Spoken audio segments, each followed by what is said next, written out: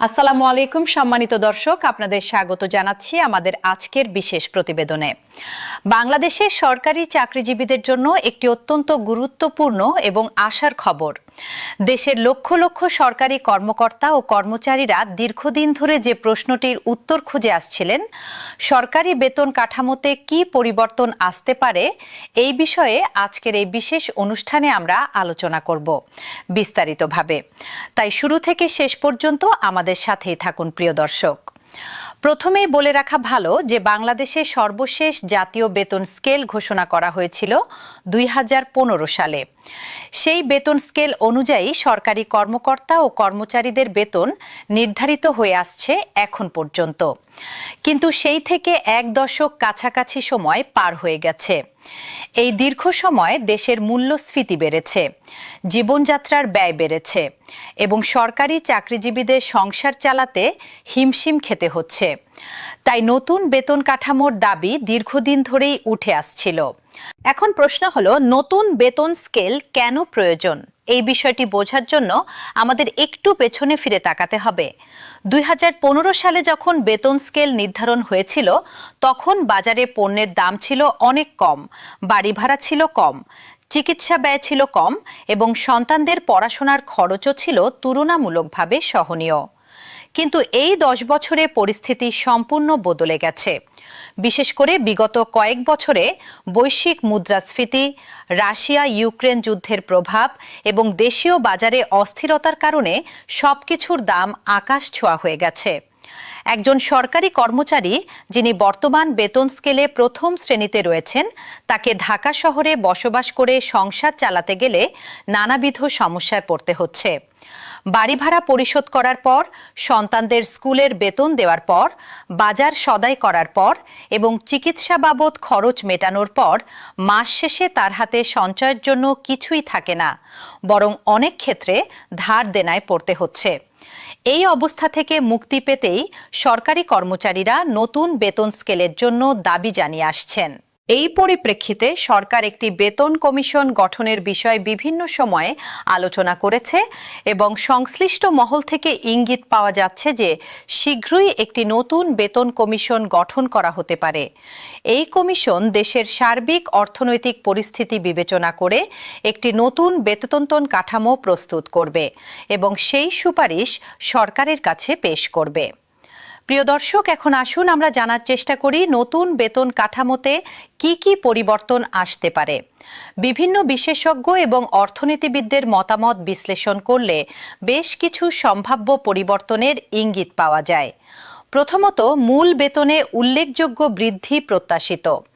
বিশেষজ্ঞরা মনে করছেন বর্তমান বেতন স্কেলের তুলনায় কমপক্ষে 50% থেকে 100% পর্যন্ত মূল বেতন বৃদ্ধি পেতে পারে। কারণ গত 10 বছরে মূল্যস্ফীতির কথা বিবেচনা করলে এই পরিমাণ বৃদ্ধি ছাড়া সত্যিকারের ক্রয় ক্ষমতার উন্নতি সম্ভব নয়। দ্বিতীয়ত, বাড়ি ভাড়া ভাতায় পরিবর্তন আসার সম্ভাবনা রয়েছে বর্তমানে ঢাকা শহরে বসবাসকারী সরকারি কর্মচারীরা। মূল বেতনের একটি নির্দিষ্ট শতাংশ বাড়ি ভাড়া ভাতা হিসেবে পান, কিন্তু ঢাকা শহরে বাড়ি ভাড়া যে হারে বেড়েছে সেই তুলনায় এই ভাতা অপ্রতুল।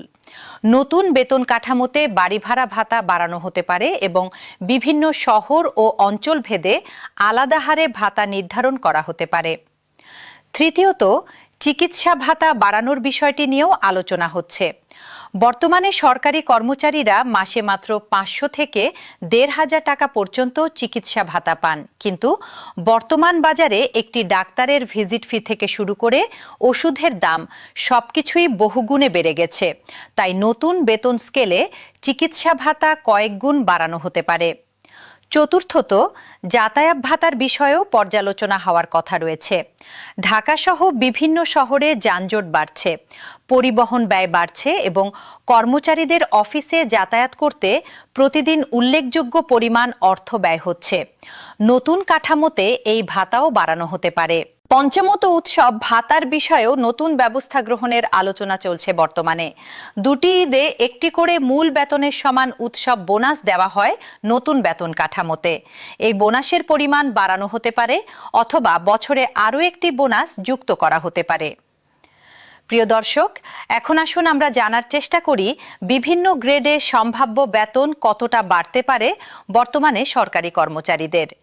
20টি গ্রেড রয়েছে, প্রথম গ্রেড থেকে 20তম গ্রেড পর্যন্ত।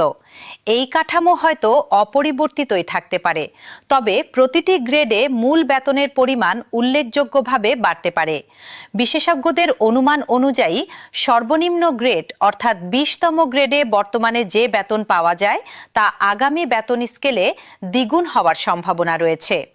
এটি হলে একজন পিয়ন দারোয়ান বা তৃতীয় শ্রেণীর কর্মচারীর জীবনমান উন্নয়নে অনেক বড় ভূমিকা রাখবে, কারণ এই শ্রেণীর কর্মচারীরাই সবচেয়ে কষ্টে জীবনযাপন করছেন। প্রথম গ্রেডের কর্মকর্তা অর্থাৎ সচিব পর্যায়ের কর্মকর্তাদের বেতনও বাড়বে, তবে নিম্ন গ্রেডের তুলনায় শতাংশের হিসাবে কম বাড়তে পারে, কারণ সরকার সবসময় নিম্ন বেতনভোগীদের অগ্রাধিকার দিয়ে থাকে। এটি একটি ইতিবাচক নীতি। এখন একটি গুরুত্বপূর্ণ বিষয় নিয়ে আলোচনা করা দরকার, তা হলো বেতন বৃদ্ধির পাশাপাশি সরকারের রাজস্ব ব্যয়ও বাড়বে। অনেকে প্রশ্ন করতে পারেন, সরকারের কি এত পরিমাণ অর্থ ব্যয়ের সক্ষমতা আছে? এই প্রশ্নের উত্তরে বলা যায় যে বাংলাদেশের অর্থনীতি গত 2 দশকে অনেক বড় হয়েছে। দেশের মোট দেশজ উৎপাদন বা জিডিপি উল্লেখযোগ্যভাবে বৃদ্ধি পেয়েছে, রাজস্ব আদায়ও বাড়ছে। তাই সরকারি কর্মচারীদের বেতন বৃদ্ধির ক্ষেত্রে অর্থায়নের বিষয়টি সম্পূর্ণ অসম্ভব নয়। তবে বিশেষজ্ঞরা সতর্ক করছেন যে বেতন বৃদ্ধি যদি সুষম না হয় এবং উৎপাদনশীলতা না বাড়লে তাহলে মূল্যস্ফীতি আরও বেড়ে যেতে পারে। এতে সুবিধা পাওয়ার বদলে কর্মচারীরা উল্টো ক্ষতিগ্রস্ত হতে পারেন। তাই বেতন বৃদ্ধির পাশাপাশি দেশের সামগ্রিক অর্থনৈতিক ব্যবস্থাপনাও উন্নত করা জরুরি। প্রিয় দর্শক, আসুন এখন আমরা কিছু তথ্য দেখে নিই, যা থেকে বোঝা যাবে নতুন বেতন স্কেল কতটা জরুরি হয়ে পড়েছে। বাংলাদেশ পরিসংখ্যান ব্যুরোর তথ্য অনুযায়ী গত কয়েক বছরে দেশে মূল্যস্ফীতির হার গড়ে 8 থেকে 12% পর্যন্ত উঠে গেছে। এর মানে প্রতি বছর জিনিসপত্রের দাম গড়ে 10% বেড়েছে, কিন্তু সরকারি কর্মচারীদের বার্ষিক ইনক্রিমেন্ট মাত্র 5%। এই পার্থক্যের ফলে প্রকৃত ক্রয় ক্ষমতা প্রতি বছর কমে যাচ্ছে। ঢাকা শহরে একজন সাধারণ সরকারি কর্মচারী পরিবারের মাসিক ব্যয়ের একটি হিসাব করলে দেখা যাবে বাড়ি ভাড়া বাবদ কমপক্ষে 8 থেকে 15,000 টাকা, সন্তানদের পড়াশোনার খরচ 5 থেকে 10,000 টাকা, বাজার খরচ 6 থেকে 10,000 টাকা, যাতায়াত খরচ 2 থেকে 3,000 টাকা, বিদ্যুৎ গ্যাস পানির বিল 2 থেকে 4,000 টাকা এবং চিকিৎসা ও অন্যান্য খরচ 5 থেকে 8,000 টাকা। অর্থাৎ একটি মধ্যবিত্ত সরকারি কর্মচারী পরিবারের মাসিক ন্যূনতম ব্যয় দাঁড়ায় 25 থেকে 50,000 টাকার উপরে। কিন্তু অনেক কর্মচারীর বেতন এই পরিমাণের অনেক নিচে। এই বাস্তবতা সরকারও অনুভব করছে। বিভিন্ন সরকারি মহল থেকে ইতিমধ্যে ইঙ্গিত পাওয়া গেছে যে নতুন বেতন কাঠামো নিয়ে কাজ শুরু হয়েছে বা শীঘ্রই শুরু হবে। তবে কখন এই নতুন বেতন স্কেল কার্যকর হবে সেই বিষয়ে এখনো নিশ্চিতভাবে কিছু জানা যাচ্ছে না। প্রিয় দর্শক, এই পর্যায়ে আমরা কিছু বিশেষজ্ঞ মতামত বিশ্লেষণ করে দেখি।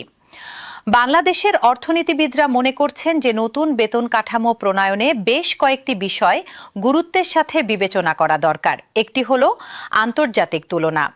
বাংলাদেশের প্রতিবেশী দেশ ভারতে 7ম বেতন কমিশনের মাধ্যমে সরকারি কর্মচারীদের বেতন বড় আকারে বাড়ানো হয়েছে।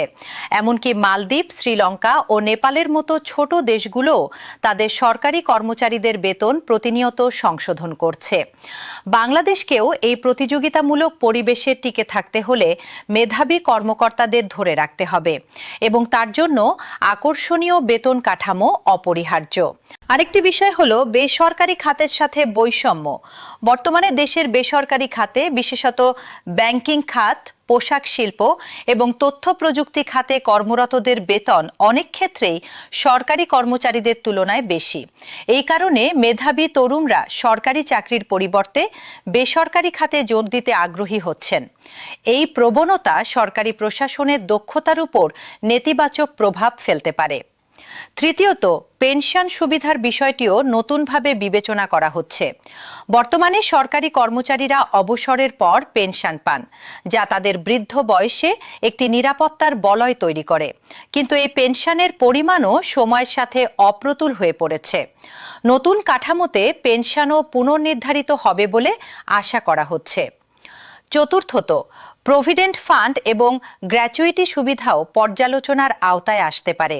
দেশে বিভিন্ন সরকারি কর্পোরেশন ও স্বায়ত্তশাসিত সংস্থায় প্রভিডেন্ট ফান্ডের হার ভিন্ন ভিন্ন। একটি অভিন্ন নীতিমালা প্রণয়নের প্রয়োজনীয়তা রয়েছে। প্রিয় দর্শক, এবার আসুন আমরা জানি কারা বেশি উপকৃত হতে পারেন। নতুন বেতন কাঠামোতে অভিজ্ঞতার আলোকে দেখা গেছে প্রতিটি নতুন বেতন স্কেলে নিম্ন পদের কর্মচারীরা শতাংশের হিসাবে বেশি সুবিধা পেয়ে থাকেন। এবার আসলে তার কারণটা হলো সামাজিক ন্যায় বিচারের দৃষ্টিকোণ থেকে যারা সবচেয়ে কম বেতন পাচ্ছেন তাদের জীবনমান উন্নয়নকে সরকার অগ্রাধিকার দিয়ে থাকে। তৃতীয় ও চতুর্থ শ্রেণীর কর্মচারীরা যারা কৃষি অধিদপ্তর, স্বাস্থ্য বিভাগ, শিক্ষা বিভাগ, গণপূর্ত বিভাগ ও অন্যান্য মন্ত্রণালয়ে কর্মরত আছেন তারা নতুন বেতন স্কেল থেকে সবচেয়ে বেশি উপকৃত হতে পারেন।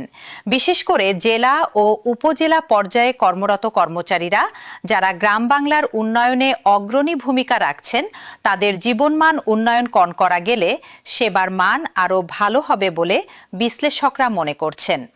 প্রিয় দর্শক, এখন একটু ভিন্ন প্রসঙ্গে আসি।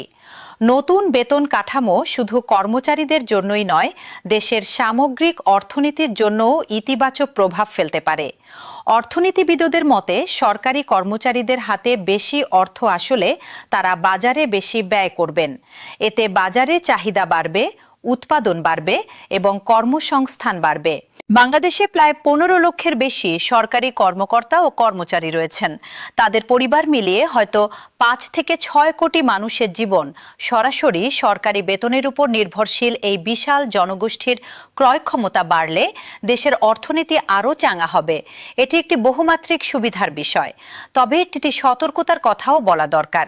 যদি নতুন বেতন কাঠামো প্রণয়নে উৎপাদনশীলতা বৃদ্ধির বিষয়টি বিবেচনায় না নেওয়া হয় তাহলে সরকারি ব্যয় বাড়বে, কিন্তু সেবার মান না বাড়লে তা হবে অকার্যকর অর্থ ব্যয়। তাই বেতন বৃদ্ধির পাশাপাশি সরকারি কর্মচারীদের দক্ষতা বৃদ্ধি, প্রশিক্ষণ এবং জবাবদিহিতা নিশ্চিত করাও জরুরি। প্রিয় দর্শক, এই পর্যায়ে আমরা কিছু সুনির্দিষ্ট প্রস্তাবনার কথা উল্লেখ করতে চাই যা বিভিন্ন মহল থেকে আলোচনায় এসেছে। প্রস্তাবনাগুলোর মধ্যে প্রথমটি হলো একটি স্বতন্ত্র বেতন কমিশন গঠন করা, যেখানে অর্থনীতিবিদ, কর্মচারী প্রতিনিধি এবং নীতি নির্ধারকরা থাকবেন। এই কমিশন নিরপেক্ষভাবে সুপারিশ প্রণয়ন করবে। দ্বিতীয় প্রস্তাবনাটি হলো মূল্যস্ফীতির সাথে বেতন সমন্বয়ের একটি স্বয়ংক্রিয় পদ্ধতি চালু করা, যাতে প্রতি বছর মূল্যস্ফীতির হার অনুযায়ী বেতন সমন্বয় হয় এবং 10 বছর অপেক্ষা করতে না হয়। তৃতীয় প্রস্তাবনা হলো কর্মক্ষমতার উপর ভিত্তি করে বাড়তি পুরস্কার বা ইনসেন্টিভ চালু করা, যাতে ভালো কাজ করলে বেশি পারিশ্রমিক পাওয়া যায়। এটি সরকারি সেবার মান উন্নয়নেও সহায়ক হবে। চতুর্থ প্রস্তাবনাটি হল গ্রামীণ ও প্রত্যন্ত অঞ্চলে কর্মরত কর্মচারীদের জন্য বিশেষ ভাতা চালু করা, কারণ সেখানে অনেক বেশি কষ্ট করতে হয় এবং সুযোগ সুবিধাও কম। এখন সবচেয়ে জরুরি প্রশ্নটি হলো নতুন বেতনের স্কেল কবে কার্যকর হবে। এই বিষয়ে বিভিন্ন সূত্র থেকে যে তথ্য পাওয়া যাচ্ছে তা হলো আগামী 1 থেকে 2 বছরের মধ্যে একটি নতুন বেতন কমিশন গঠিত হতে পারে এবং সেই কমিশনের সুপারিশের আলোকে নতুন বেতন কাঠামো প্রণয়ন করা হতে পারে। তবে এটিও মাথায় রাখতে হবে যে বাংলাদেশে বেতন কমিশন গঠন থেকে কার্যকর হওয়া পর্যন্ত সাধারণত 1 থেকে 1.5 বছর সময় লেগে যায়। তাই আগামী 2 থেকে 3 বছরের মধ্যে নতুন বেতন স্কেল কার্যকর হলে সেটি বাস্তবসম্মত হবে। প্রিয় দর্শক, বেতন কাঠামো নিয়ে আলোচনা করতে গিয়ে একটি বিষয় উল্লেখ না করলেই নয়, সেটি হলো শিক্ষা খাতের কর্মচারীদের অবস্থা। বাংলাদেশে সরকারি স্কুল, কলেজ ও বিশ্ববিদ্যালয়ের শিক্ষকরাও সরকারি বেতন স্কেলের আওতায় আছেন। তাদের অনেকেই মেধাবী এবং উচ্চশিক্ষিত, কিন্তু বেতন তুলনামূলক কম থাকায় মেধাবী শিক্ষকরা শিক্ষকতা পেশায় আসতে আগ্রহী হচ্ছেন না। এই সংকট সমাধানে শিক্ষকদের জন্য বিশেষ বেতন কাঠামো প্রণয়নের দাবিও উঠছে। বিভিন্ন মহল থেকে একইভাবে স্বাস্থ্য খাতের কর্মচারীরাও বিশেষ মনোযোগ দাবি করেন। করোনা মহামারীর সময় দেশের স্বাস্থ্যকর্মীরা জীবনের ঝুঁকি নিয়ে যেভাবে সেবা দিয়েছেন তার স্বীকৃতিস্বরূপ স্বাস্থ্য খাতে বিশেষ ভাতা ও সুবিধা দেওয়ার বিষয়টিও বিবেচনায় রাখা দরকার। প্রিয় দর্শক, এতক্ষণ আমরা যা আলোচনা করলাম তার একটি সংক্ষিপ্ত সার বলি। বাংলাদেশের সরকারি চাকরিজীবীদের জন্য একটি নতুন বেতন কাঠামো আসার সম্ভাবনা রয়েছে এবং এই পরিবর্তন অনেক দিক থেকে ইতিবাচক হতে পারে। মূল বেতন বৃদ্ধি, বিভিন্ন ভাতা বৃদ্ধি, পেনশন সুবিধা উন্নয়ন এবং নতুন প্রণোদনা ব্যবস্থা চালু হওয়ার সম্ভাবনা রয়েছে। তবে এই পরিবর্তন কেবল কর্মচারীদের জন্যই নয়, দেশের সামগ্রিক উন্নয়নের স্বার্থেই প্রয়োজন।